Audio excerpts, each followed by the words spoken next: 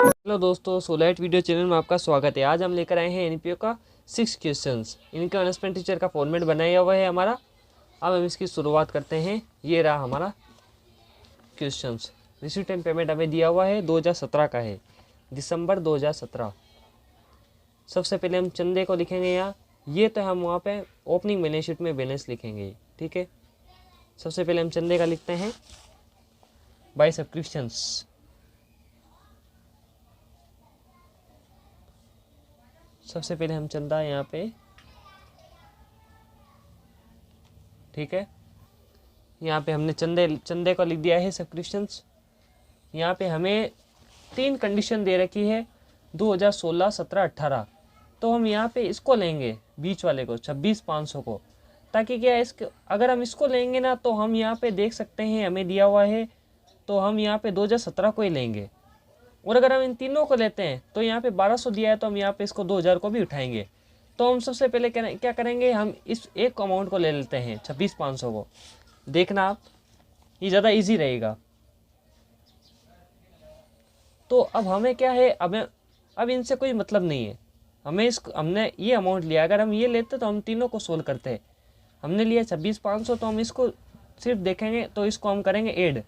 ये इस साल का है, करंट ईयर का, तो यहाँ पे हम इसको ऐड कर देंगे।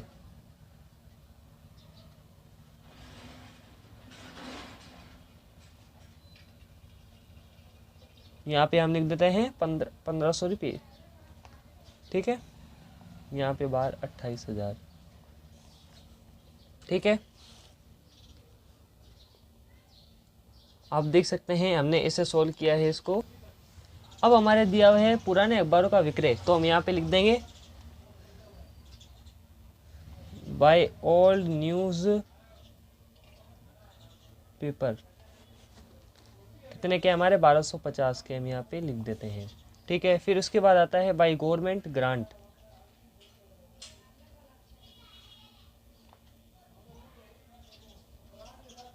ये है हमारा 12,000 के।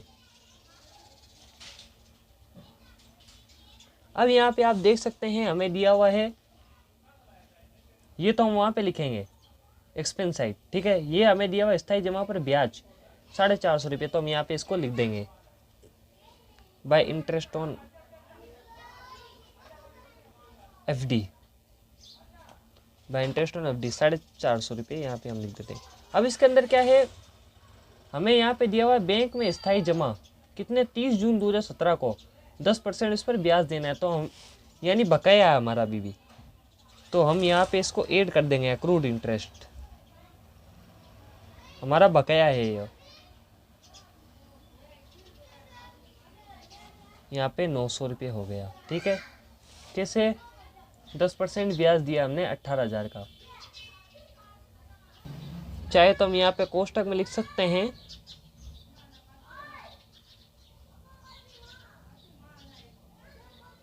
ये इसे दिया हमने 18,000 का 10% और 6 आधा साल का दिया, यानी यहाँ पे हमें प्रतिवर्ष शब्द दिया हुआ है ना, इसलिए हम इसको आधा साल ही मानेंगे। अगर यहाँ पे ये नहीं दिया हुआ होता तो हम पूरा दे देते, ठीक है। अब हमारा इधर का तो जो है, और क्या है यहाँ पे दिया हुआ है, यहाँ पे तो और कुछ नहीं है। अब इस तरफ आते हैं हम एक्सपेंस साइड। हमें सबसे पहले दिया हुआ है फर्नीचर। सबसे पहले हम ये जनरल फंड लिख देते हैं, जनरल एक्सपेंस।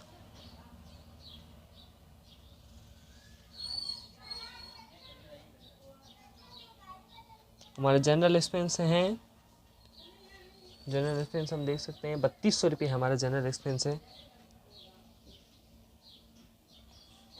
ठीक है। फिर न्यूज़पेपर है, लिख देंगे हम एनपी न्यूज़पेपर 1850। फिर इलेक्ट्रिसिटी है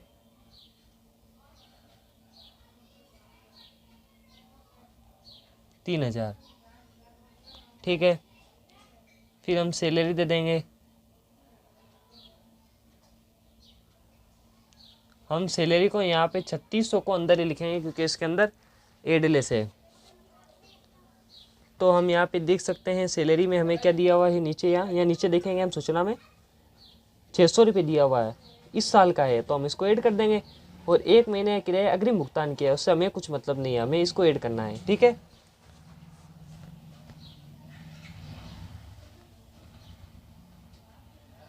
आउटस्टैंडिंग करंट ईयर, यहाँ पे हम 4200 रुपये बाहर लिख देंगे। ठीक है, फिर इसके बाद हमें दिया हुआ है रेंट। रेंट हमारा कितने का है, यहाँ पे देख सकते हैं हम, रेंट हमारा है 6500 का, 6500।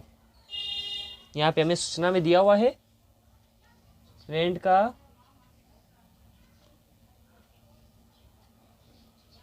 देख सकते हैं आप, दिया हुआ है हमें एडवांस दिया हुआ है।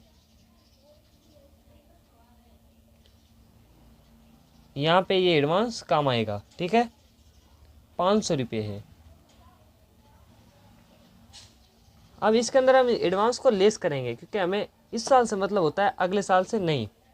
ठीक है, तो यहाँ पे हम लिख देंगे 6000। ठीक है,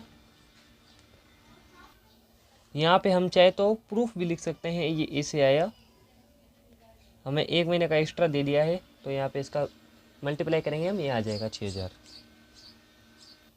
और यहाँ पे हम देख सकते हैं ये बकाया रह गया है फर्नीचर।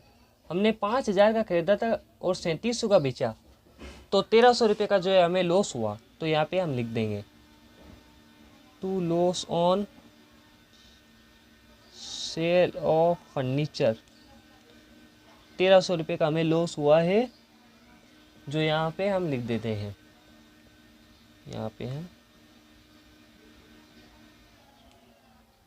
ठीक है, यहाँ पे हमें पोस्टेज दिया हुआ है। अभी अब यहाँ पे इसको लिख देते हैं टू पोस्टेज, 300 रुपये हम यहाँ पे लिख देते हैं। अब हम इसका जोड़ लेते हैं, अमाउंट कितना आता है, फिर हम जो है कैलकुलेशन कर लेंगे। यहाँ पे जो सरप्लस आता है, डेफिसिट आता है, क्या आता है, वो पे हम यहाँ पे लिख देंगे। इसकी जोड़ आती है 19850, हाँ 19850 इसकी जोड़ है, और इसकी ये 42150, यानी ये ज़्यादा है, तो हम यहाँ पे लिख देते हैं 42150। ठीक है, और यहाँ पे 19850 यानी सरप्लस आया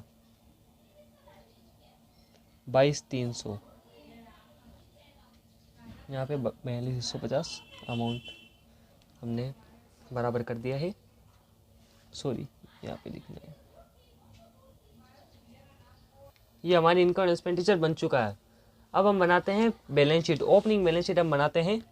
सबसे पहले हम यहाँ पे इसका फॉर्मेट बना, अब यहाँ पे हमें ओपनिंग बैलेंस शीट के ओपनिंग बैलेंस दिए हुए हैं, हम ये लिख देंगे 2000 रुपये हमें दिया हुआ 2016 का। ठीक है, यहाँ पे हम लिखेंगे, सबसे पहले हम यहाँ पे लिखेंगे कैश इन हैंड,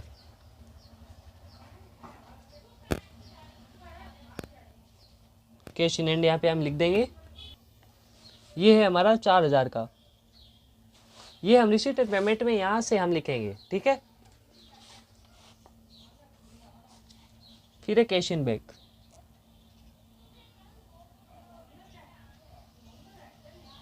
ये हमारा 15550। ठीक है, और यहाँ पे हमारा सब्सक्रिप्शंस है, ओपनिंग में हमारा सब्सक्रिप्शन दिया हुआ है 2000 का। ठीक है, तो हम यहाँ पे इसको लिख देंगे।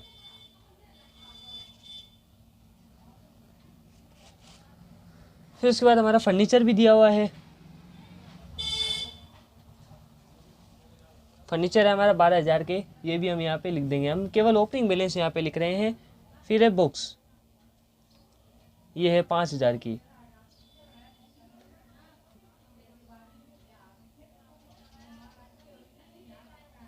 ठीक है, 38850 नहीं 38550 आया, तो यहाँ पे हमारा कैपिटल फंड आ गया है।